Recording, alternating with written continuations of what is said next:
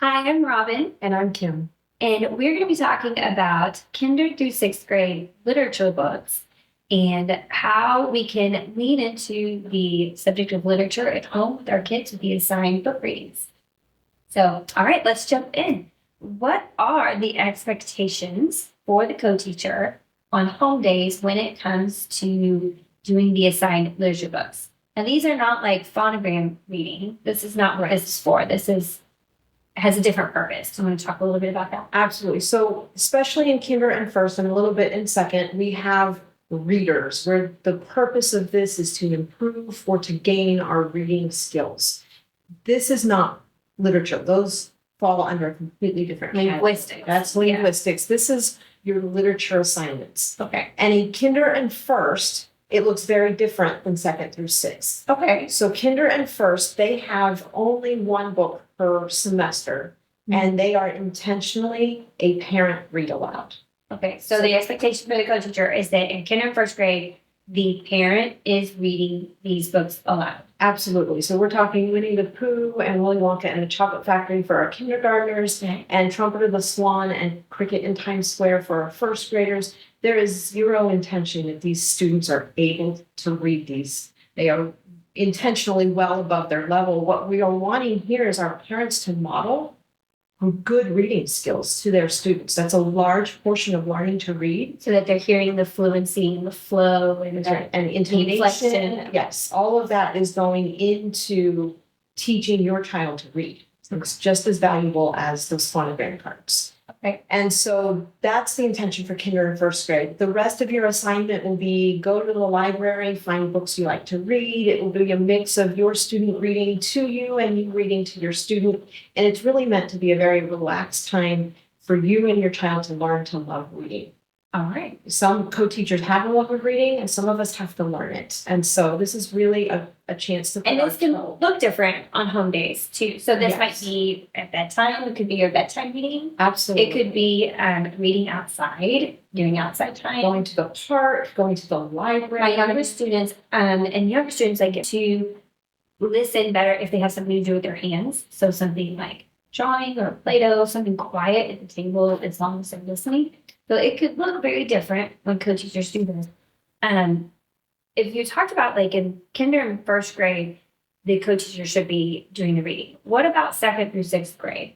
If my student is a good reader and can read, do I let them read alone or do I read? How do I gauge that and make that decision? It's a great question. I want to say one more thing about kinder and first, and then I'll jump into that. So with kinder and first, those are great suggestions to have something quiet that they're working on, but to know that learning to follow a greater long-term story is actually a learned skill. Okay. And so if you've only read picture books to your child, that's great. It's not a bad thing, but you may find that they are bored.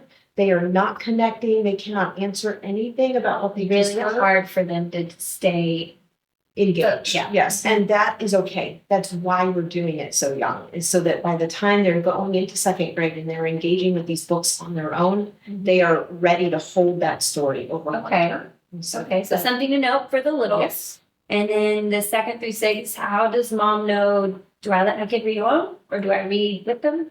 And the answer is yes to all of that. Yes, everything. So second grade in particular, you want to be very engaged with those chapter books because, like we said, in kinder and first, we've only encouraged our students to read picture books. And finally, we get to second grade, and on the first day of school, they open a chapter book. Okay. And it's My Father's Dragon, and it's a great story, and the kids love it, but it can be very overwhelming. Yeah. If this is the first time they've seen that many words on a page. But also they may not quite be ready for it. Okay. And so all of the books, My Father's Dragon, Boxcar Children, Lion, the Witch, and the Wardrobe, Mr. Popper's Penguins. Charlotte's Web. There's so many great books. That's right. And so we want you there with your child until you know that they can not only get the words off the page, they can decode, that's the teacher word for that, but that they can comprehend. They can comprehend and retain. That's right. And so you can know that through open-ended questions. So if I'm going to let my child do some reading on their own, or maybe they read aloud to me, Yes. it could look differently.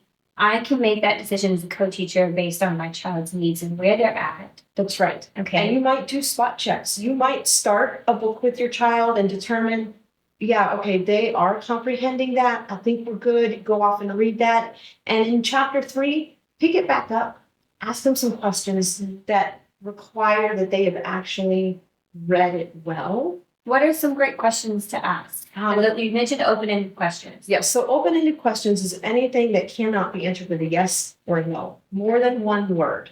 So you might want to ask them, if you are reading My Father's Dragon, what did the boy do today? Which animals did he come across in the forest? Okay. So words that they have to give feedback, or what did he use in his backpack to solve the problem when the tigers approached them, or whatever it is that's going on here. And now a co-teacher does have to have some knowledge of the book, so to be able to ask good open-ended questions. If you have never read the book before, then you probably should read it with your student. And I do that, I'm a busy mom too. Mm-hmm. I do that in a variety of ways. Okay. I actually, with my 10th grader, I read all of her literature books over the summer. So you do some pre-reading. So I do some pre-reading because I can't read the Iliad with her in the middle of week 26 because I'm just as busy as she is, right? But I've got some basic knowledge of the story because I've at least skimmed it beforehand. That's not always possible. And if you have a student that you've got a book in front of you that you've never read, just open it up to the chapter, skim it, find something that looks interesting, and ask the question in the moment. Like there shouldn't and be a they're great pressure. books too. So there is so much joy in reading these books. If you haven't read them, you definitely should. Absolutely. But especially I have 5 children, and so I'm not really looking forward to reading My Father's Dragon 5 times. So Yes, I only read it with my eldest. yeah, there you go. So I only had to pick up with my youngest anything that was new to the. But I'm make sure to check Yes. in. I'm having really just being in conversation with your student about what the literature that they're reading. That's right. And keeping that conversation. And just knowing that they're getting something out of the reading, and most importantly, that they're enjoying what they're reading. Because if they have a book that they aren't enjoying, that might be the time I lean in and I read it to them. Okay. Because I want them to learn that. Maybe they need to experience the book differently. That's right. Maybe they need to hear it in a different voice, hear the fluency, maybe they're caught up in the vocabulary. Yeah. But all of that to say that there are actually books in every grade level intended to be read to the student or with the student by the co-teacher. And so I'm going to just name them very quickly. Okay, cool. So I'm just going to start top to bottom. So we're in 6th grade, our students read a student's version of Pilgrim's Progress to get an idea of the allegory and the background before they read the real Pilgrim's Progress in high school. And so that is a new genre for them. This allegory, all of this can be very hard to interact with. That's the book to lean into. So that is a great one to engage and to read to your student, even if they just are not getting into it. There's very few 6th graders that enjoy Pilgrim's Progress if they have to work through on their own. Okay. 5th grade, The Hobbit. The Hobbit is a great book, but it's got very high vocabulary. And so in order to enjoy the journey that he's on, reading it aloud is a great time. It's a book we really want our parents to lean into. Okay. 4th grade is Sparrow Alone. It is a fantastic book. If you have not read it, I highly recommend My it. daughter read it last year, and it's one of my favorite books. I never tell people what it's about because I spoils it a little bit. I know I need y'all to be hit in the stomach with that last chapter, just like I was. But it is a fantastic book, and it is one that opens so many conversations as a family. But it can also be a little hard to get into as a 4th grader. Okay. So that's one I recommend. Charlotte's Web, 3rd grade. 3rd grade, because it is the first step into this big chapter book. We do chapter books in 2nd grade, but Charlotte's Web is one of the first.